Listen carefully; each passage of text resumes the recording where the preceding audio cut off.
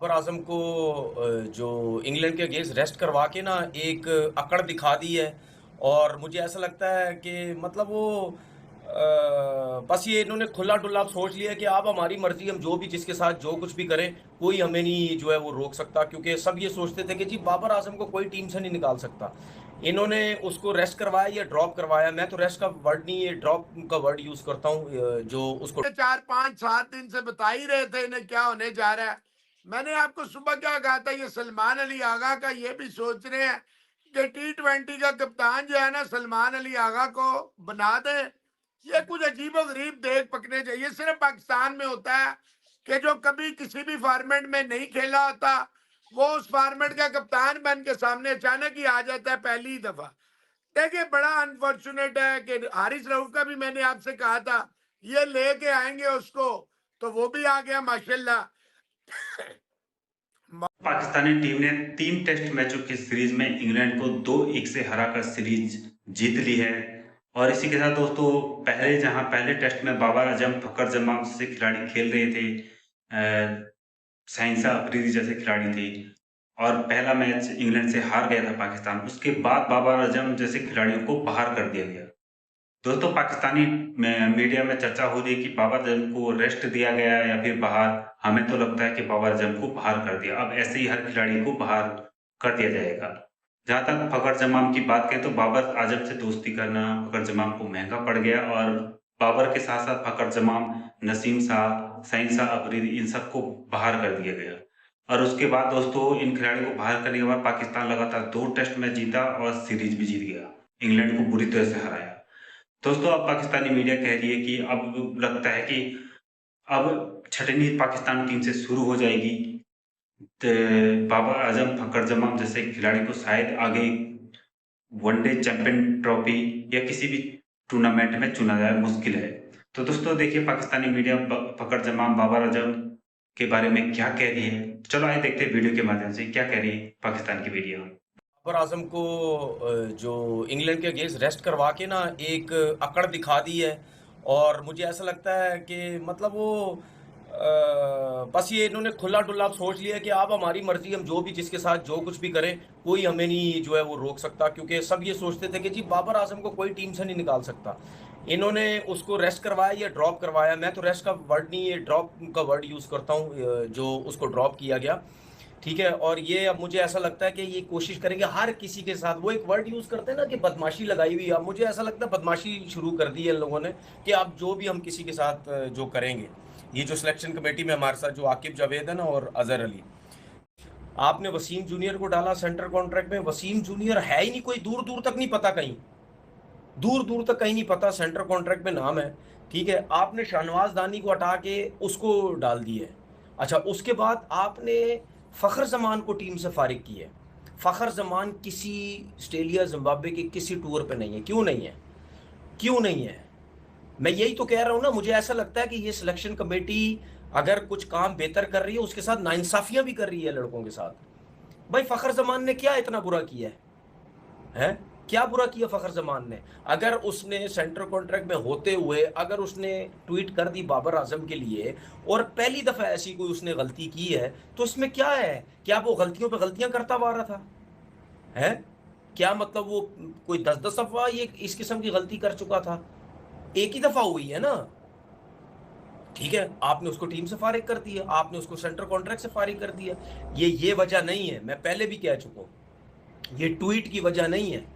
ये वजह वो है जो जब मीटिंग हुई थी और चेयरमैन साहब जब ऑनलाइन थे, उस पे जो उन्होंने चेयरमैन साहब को शिकायतें की थी अपनी एनओसी के लिए, उसके बाद से ये ड्रामा शुरू हुआ है कि ये सब कुछ हुआ है। देखिए बात सुने भाई, ये जो एक नया रीत शुरू कर दी है ना इन लोगों ने कि उसने यूं किया उसको फारिग कर दिया, उसने यूं किया उसको फारिग कर दिया, ये टोटल सियासत हो रही है, ये टोटल गलत हो रही है।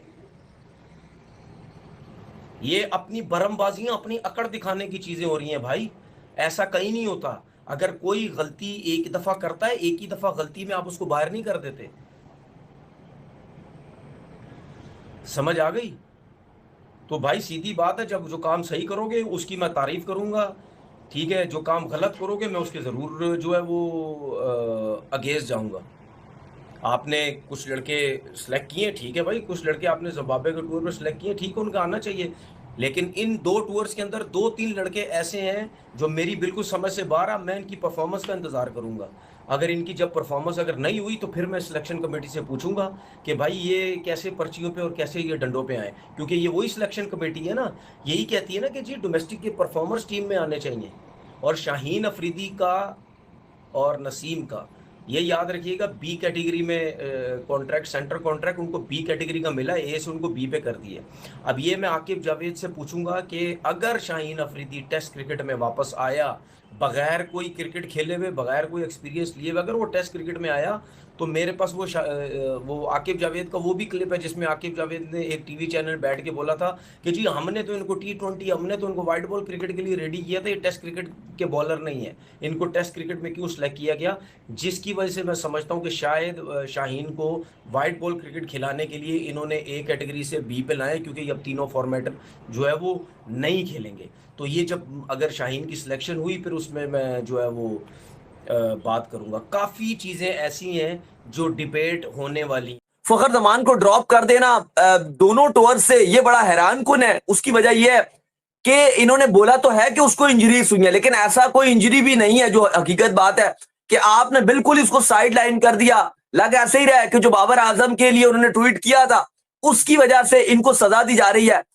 बिल्कुल सरासर ये ज्यादती मैं समझता हूँ है। आज सेंट्रल कॉन्ट्रैक्ट भी अनाउंस हुआ है, उसके ऊपर भी शायद आगे शो भी करेंगे आपके साथ, लेकिन मैं एक बात करना चाहूंगा कि उसमें से फखर जमान को सेंट्रल कॉन्ट्रैक्ट से निकाल दिया गया है। बाबर और रिजवान जो है उनको जो है वो कैटेगरी ए में जो है बरकरार रखा गया। तो क्या जो आपके साथ फखर जमान ज्यादती हुई है, क्या बाबर आजम उसके ऊपर आकर जो है पाकिस्तान क्रिकेट बोर्ड के खिलाफ ट्वीट करेंगे कि फखर जमान जैसे चैंपियन खिलाड़ी को जिसने वर्ल्ड कप में वो मैच सेंट्रल कॉन्ट्रैक्ट में भी हमेशा खिलाड़ी होते हैं। इस बार जो है वो 24 खिलाड़ियों को जो है वो सेंट्रल कॉन्ट्रैक्ट दिया गया है। 2 खिलाड़ी खाली आपकी एक कैटेगरी में शामिल है, बाबर रिजवान। और भी पाकिस्तान क्रिकेट टीम के नंबर 1 बल्लेबाज बाबर आजम, उन्होंने 3 ट्रिपल सेंचुरी स्कोर कर दी हैं वाइट बॉल में, और 3 ट्रिपल सेंचुरीज इन अ रो उन्होंने की है। 600 उनके इकट्ठे आ गए हैं 2 मैचों में, नहीं सॉरी 900 आ गए। हमें पता ही नहीं चला, हम टेस्ट मैच में उधर बिजी रहे, साजिद और नुमान की बॉलिंग देखते रहे, टेस्ट मैच में अपनी जीत देखते रहे, पीछे बाबर आजम ट्रिपल सेंचुरियां कर गया वाइट बॉल में। और फिर जब दूसरी टीम ने बैटिंग शुरू की तो शाहीन शाह अफरीदी ने पहले ओवर में 6 विकेटें लेके दूसरे ओवर में 4 लेके खत्म कर दिया मुखालिफ टीम को, ये जीत गए। और क्योंकि इसी परफॉर्मेंस की बेस पर जो पाकिस्तान का वाइट बॉल का स्क्वाड अनाउंस हुआ है, गंदी परफॉर्मेंस पर ड्रॉप होने वाले सारे वापस आ गए हैं। और मेरे ख्याल में वो जो 3 ट्रिपल सेंचुरियां स्कोर की हैं बाबर आजम ने, मौसम भाई कितना हेल्प किया उन 3 ट्रिपल सेंचुरीज ने, और ये वनडे का रिकॉर्ड भी हो गया जो ट्रिपल सेंचुरी उन्होंने कर दी है। और T20 में सॉरी 2 T20 में उनकी 2 डबल सेंचुरीज भी आ गई हैं, अनाउंस किए गए हैं जी, ऑलरेडी कर दिए गए हैं, हीरे कर दिए गए हैं अनाउंस। 3:30 बजे तो सिर्फ रिजवान की कप्तानी और सलमान आगा की अनाउंसमेंट होनी है, असल काम डाल दिया गया है। असल शाहीन वापस आ गए हैं, बाबर वापस आ गए हैं, बड़े बड़े हीरे नसीम वापस आ गए हैं, असल तो हो गया है। 3:30 बजे तो फॉर्मेलिटी है कप्तान वाली। लोग पूछ रहे हैं कि स्क्वाड बताएं। सवाल इस वक्त ये है जो सबसे $1 मिलियन क्वेश्चन है कि क्या वजह है कि ये प्लेयर जो है ये वापस आए हैं, किस परफॉर्मेंस पर वापस आए हैं। कुछ ऐसे प्लेयर्स भी हैं जो पहली दफा डेब्यू करेंगे वनडे स्क्वाड में, इनमें आमिर जमाल, इरफात मिन्हाज, फैसल अकरम, हसीबुल्लाह, मोहम्मद इरफान खान और साइम अयूब, 9 लोग शामिल हैं। और सलमान अली आगा पहली बार T20 स्क्वाड में शामिल किए गए हैं। इसी तरह जो पाकिस्तान का दीगर स्क्वाड है, बाबर, नसीम, रिजवान, सलमान, शाहीन के अलावा जो इरफात मिन्हाज, हारिस रऊफ भी वापस आ गए हैं जी, हारिस रऊफ और अभी वापसी हुई है। पता नहीं कहाँ पे इन्होंने परफॉर्मेंस दी, मैंने वो पता करना चाहा लेकिन पता नहीं चल पा रहा कि कहाँ पे ट्रिपल सेंचुरी की, कहाँ पे हारिस रऊफ ने विकेटें उखाड़ दी जहां पर ये वापस आए हैं। ये होना ही था। हम तो ये 4, 5, 7 दिन से बता ही रहे थे इन्हें क्या होने जा रहा है। मैंने आपको सुबह क्या कहा था, ये सलमान अली आगा का ये भी सोच रहे हैं कि T20 का कप्तान जो है ना सलमान अली आगा को बना दे। ये कुछ अजीब और गरीब देख पकने चाहिए। ये सिर्फ पाकिस्तान में होता है कि जो कभी किसी भी फॉर्मेट में नहीं खेला होता वो उस फॉर्मेट का कप्तान बन के सामने अचानक ही आ जाता है पहली दफा। देखिए बड़ा अनफॉर्चुनेट है कि हारिस रऊफ का भी मैंने आपसे कहा था ये लेके आएंगे उसको, तो वो भी आ गया माशाल्लाह। मोहम्मद रिजवान T20 में, बाबर आजम T20 में, इससे बड़ा, और ये उमर बिन यूसुफ T20 में भी बच्चा है, साहिबजादा फरहान, उस्मान खान, इनकी कोई परफॉर्मेंसेज नहीं है। उमर बिन यूसुफ ने कल परसों इमर्जिंग एशिया कप में एक अच्छी इनिंग खेल ली है बड़े अरसे में। देखिए ये जाहिर बात है कि सारों के कनेक्शन है, किसी का बाप है, किसी का भतीजा है, किसी का चाचा है, किसी का मामा है। तो ये सारी सबसे बड़ा इस कौम के साथ जो मजाक है, और ये 3:30 बजे जो आपके चेयरमैन साहब, वो इसलिए आपने इंग्लैंड को हरा दिया, हर गुनाह माफ हो गया, हर चीज गायब